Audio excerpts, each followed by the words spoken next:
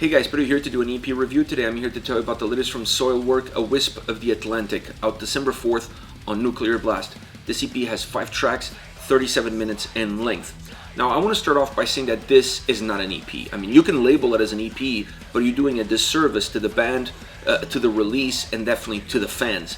The quality of the material, how these songs are constructed, how they're put together, the overall soundscape, the overall presence, the layers that it has, everything about this release feels like a full-length album. It's 37 minutes in length, is longer than Raining Blood. And I'm not just saying the length of itself requires this to be a full-length album. That's not where I'm going with it, but I'm going with the quality that is coming out of these 5 tracks and how everything is put together. This is one of their best releases in the last 5 to 10 years, better than some of their full-length albums. That tells you the quality of the tracks, and my fear is that because it's labeled as an EP, it's gonna fly under the radar of a lot of people. They're gonna think these are some leftover tracks, something that didn't fit the album, and now they're putting it together late in the year. It doesn't seem to have the strength, and it doesn't have the right title as far as calling it an album to really gather the necessary attention from the fans. At least that is my fear. I hope that's not gonna be the case, because the quality of these 5 tracks is undeniable.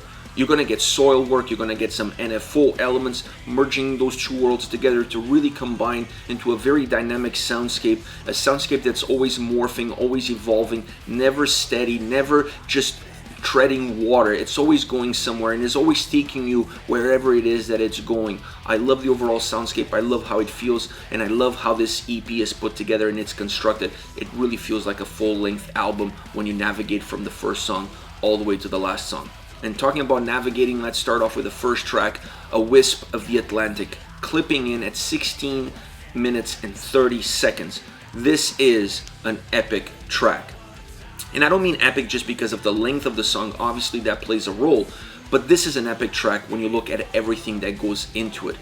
This song takes you on an absolute journey. It morphs, it evolves, it's very dynamic. It offers a lot of different looks. It has jazz, it has heavy elements, melodic, melancholic, new wave. There's just so many things coming together, and the song is always changing, it's always growing, it's never really steady. It never stays in one place for a very long period of time. It's always looking for where it can expand, where can it go next, what can it give you, a different look, a different feel, a different sound. It's always moving.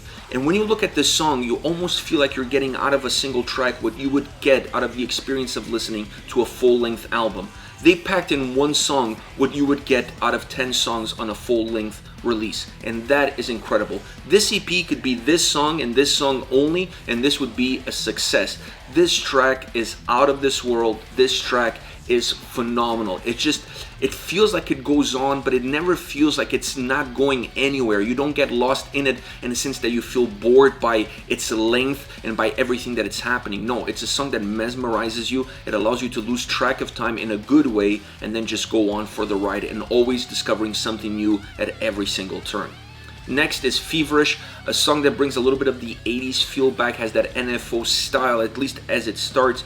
Then it becomes a lot heavier, a lot more driven, and the heaviness comes predominantly from the drums. The drums pack a huge punch as far as this song is concerned, giving the track a lot of substance. It's a song that's very dynamic. It has this upwards feel to it. You never feel like the song has ups and downs. It's not a roller coaster ride, but it definitely feels like it starts off at the bottom and it finishes all the way at the top. It just has this sense of momentum. It has this sense of growth. The closing strings at the end brings a little bit of darkness, perhaps more than a little bit. It brings a lot of darkness to this song. Darkness that was not necessarily there all the way up until that point, but it finishes off the song on a very incredible melancholic note, and I really enjoy that. It's you reach the plateau and you expect the song to dip, and it doesn't dip. It stays there, but it stays there in a very dark ambiance, in a very dark atmosphere.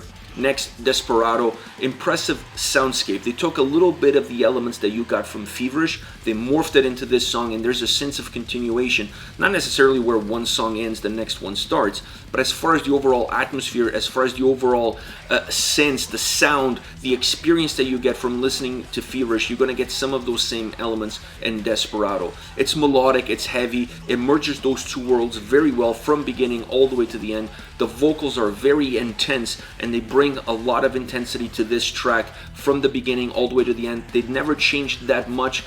They stay very steady, very cohesive, very together, and they're kind of the glue that holds this whole song together, that holds this whole song in place. I felt that it was more melodic in the chorus. There's more melodic elements that really bring the chorus to the forefront, almost making it a little bit more catchy, a little bit more hooky, and then a little bit more driven, a little bit heavier in the verses. So it has this nice dynamic, it has this nice construction, and the vocals once again kind of bring everything together and hold it all in place. Next, Death Diviner. This is a very interesting track because it has great sound. The drums once again very heavy, specifically in the chorus.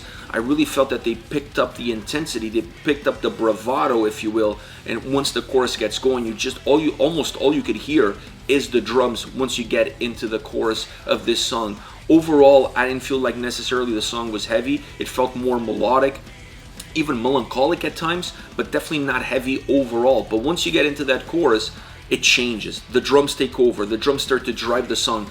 This is a track that has an interesting dynamic from that perspective, because in the verses, the song is driven by the guitars and vocals parallel with each other. Once you get into the chorus, the song is driven by the drums and vocals parallel with each other. So it's a song that takes turns. One element moves into the forefront while the other element moves into the back. Then they switch places while the vocals staying steady there on the passenger seat all the way through. You're just changing drivers as you're going down the line, as you're going down the ride of this song. Last but not least, the Nothingness and the Devil. Interesting track, perhaps the most Soilwork, at least the one that has the most old school Soilwork DNA into it. The other ones had a little bit more experimental approaches in how they were constructed and how they sounded. This one felt a little bit closer to home. It felt like your traditional Soilwork song from the beginning to the end. It had all of the same characteristics. It had a lot of those same elements, heaviness, the brutality that the vocals have. While not being extremely brutal in terms of the heaviness that they provide, they definitely give a sense of volume. They give a sense of presence to the overall track and definitely to the vocals themselves. They just get you where you need to go. They just let you know that they're there. And while the song overall musically, it's not very heavy, it's more melodic and driven, but it feels heavy because it has a lot of volume, it has a lot of different layers, there's a lot of different pieces coming together. So the volume has there's substance in the volume, if you will, and that makes the song feel heavy without actually being heavy itself. Then obviously the vocals, the raspiness that the vocals have, the intensity, the aggression that they have, that also adds a little bit of heaviness to the overall presence, to the overall feel and how this song is processed by the listener. But if you break down the track, it's not a heavy track at all. It just feels very heavy because of the volume that it has, because of the presence that it carries, both musically and vocally. This is it. Soilwork, a Wisp of the Atlantic. If this is an EP, this is the best EP of 2020. I mean, nothing will come even close. And like I said, this feels like a full-length album. The quality is undeniable. Let me know your thoughts in the comment section. I'll be reading those and getting back to you. Take care, guys.